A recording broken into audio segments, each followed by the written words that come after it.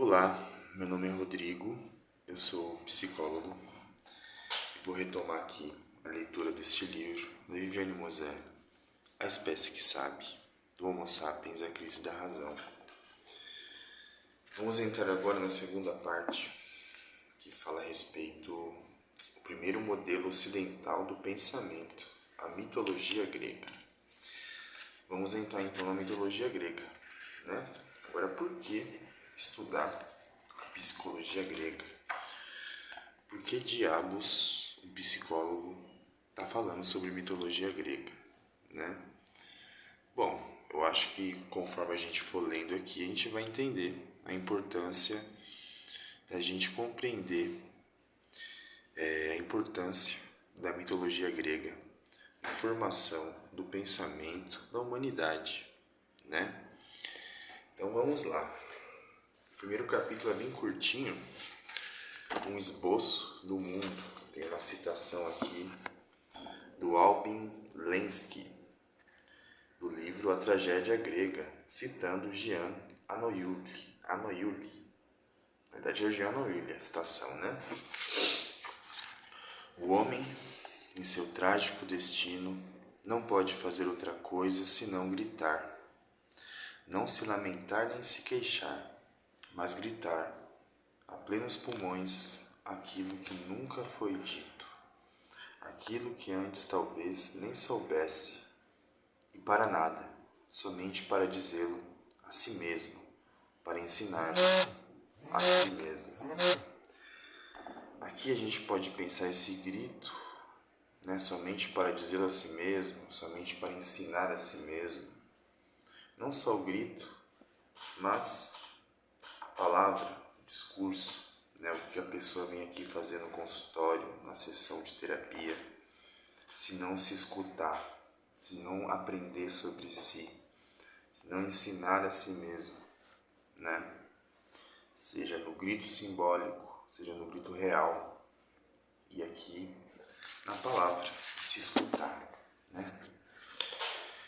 Com a linguagem cada vez mais estruturada, os seres humanos vão construindo canais cada vez mais complexos de comunicação e enunciação.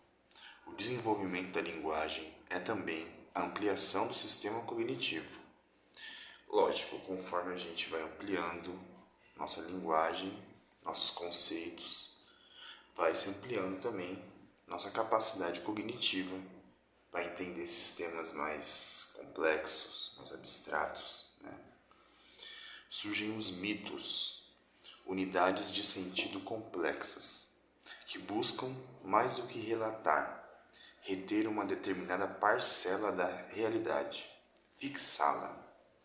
Ao contrário de buscar explicar, como vai fazer a razão filosófica, que virá depois, o mito, mais modesto, buscava apenas fazer com que se manifestassem estas forças com as quais se relacionava, como um modo de vê-las configuradas.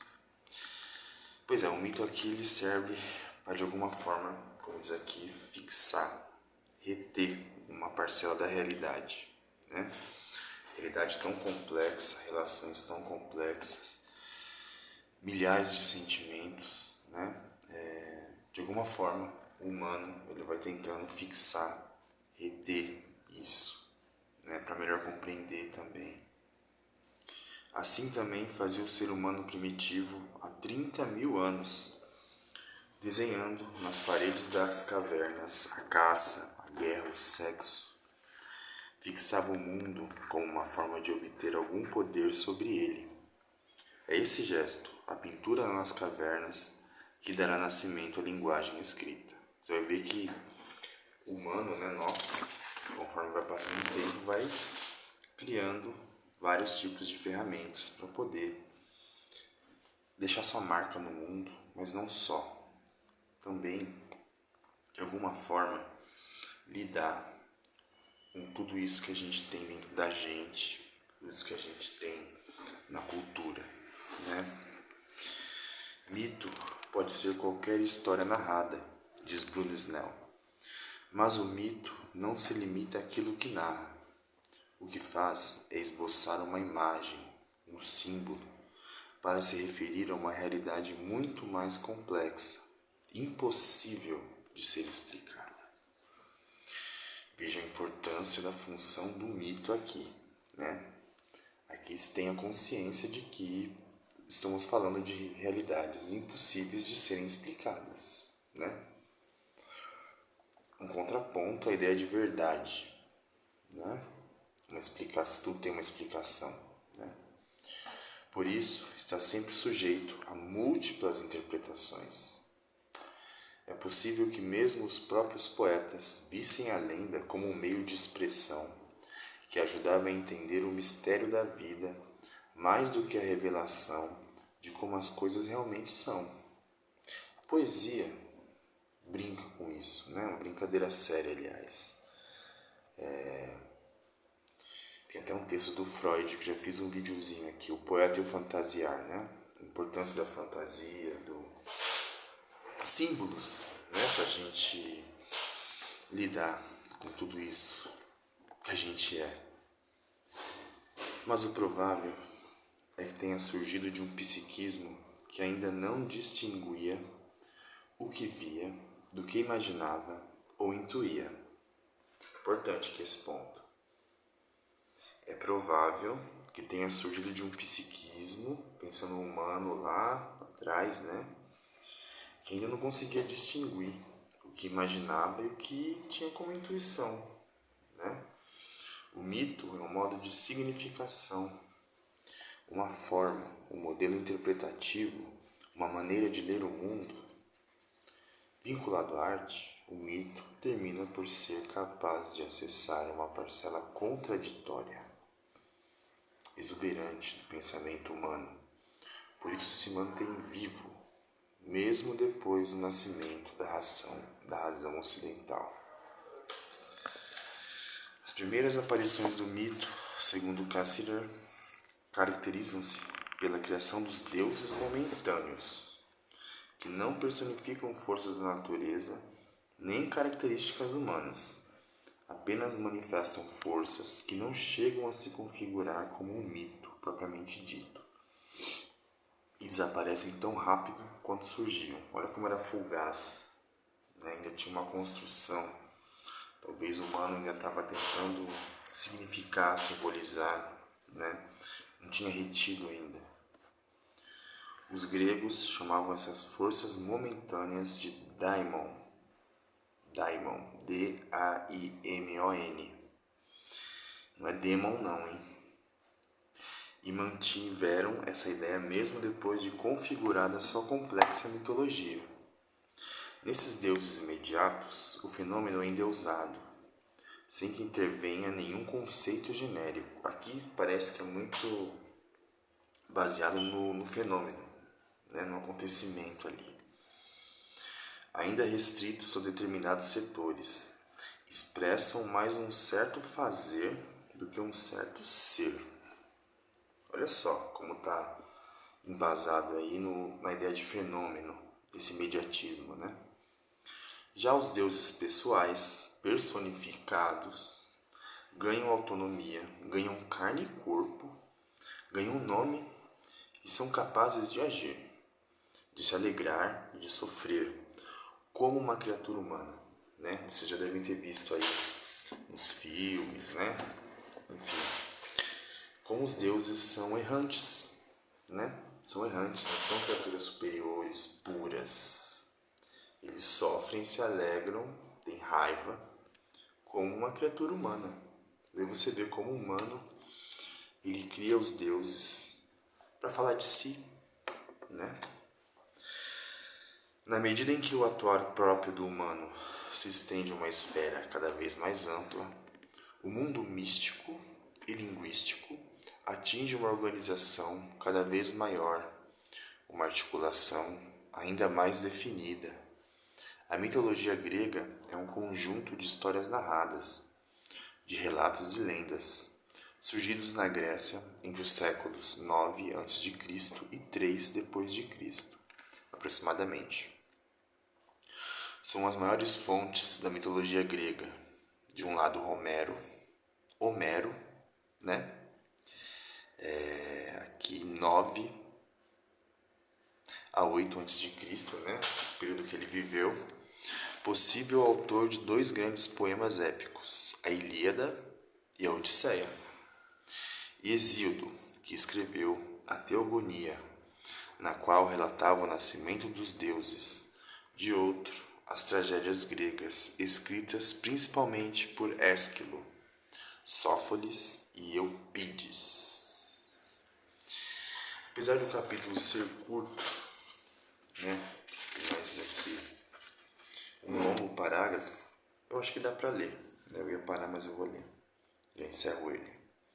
Mesmo com suas enormes diferenças e contradições, a mitologia grega manifesta uma certa concepção de mundo, o que mostra que já existia um discurso estruturado, não surgiu assim do nada, né? Ordenado, mesmo que povoado por deuses e monstros, muito antes do nascimento da filosofia. Olha só. Werner Geiger, em sua Paideia, defendendo a tese de que existe uma conexão orgânica entre mitologia e filosofia, mostra como na mitologia já havia necessidade de apresentar as causas e os motivos de uma ação. Do mesmo modo, é ainda na Teogonia de Hesíodo que surge a ideia de uma cosmologia. Os cosmos aí entram na jogada. A filosofia sem deuses nem personificação dos elementos e por meio de um pensamento abstrato, busca uma explicação racional para a origem e a ordem do mundo, o cosmos. Mas este todo organizado já existia no mundo mítico dos deuses, olha só. O que antes eram deuses, demônios, heróis, passa mais tarde a ser mais explicação racional, fundada em uma causa suficiente. O pensamento mítico grego, com suas complexas intrigas, com suas guerras e olimpíadas, possibilitou aos humanos a constituição de um espaço mental mais amplo. Olha só. É como se essa ideia do mito, né? Essas intrigas, guerras, olimpíadas, tudo isso, né? Como se isso fosse criado para possibilitar o humano colocar toda a sua complexidade, toda a sua contradição em um lugar, né? Se cria um mito aí para explicar toda essa bagunça, esse caos que nós somos, né? E é nesse espaço complexo que a filosofia nascerá. Interessante isso aqui. Primeiro se tem a ideia aí dos mitos, dos deuses, né? Se cria aí significações fantasiosas, vamos dizer assim, né? Se cria, a partir da fantasia, tentar se explicar o humano, o mundo, né? E disso, de alguma forma, se chega à filosofia, né? Tem uma, lógico, né? Tava uma citação do Nietzsche. A visão dionísica do mundo é a seguinte: o poder artístico da natureza, não mais o de um homem, revela-se aqui. Uma argila mais nobre é aqui modelada. O mármore mais precioso é aqui talhado. O homem, o humano, né? Porque se falar homem, porque a gente está datado aí por um período. A gente está falando do humano. Bom, fechei aqui o primeiro capítulo super curto. Depois a gente vai adentrar melhor nesse mundo aí dos deuses, dos mitos. Vamos entrar, tem muita coisa legal aqui, eu já li.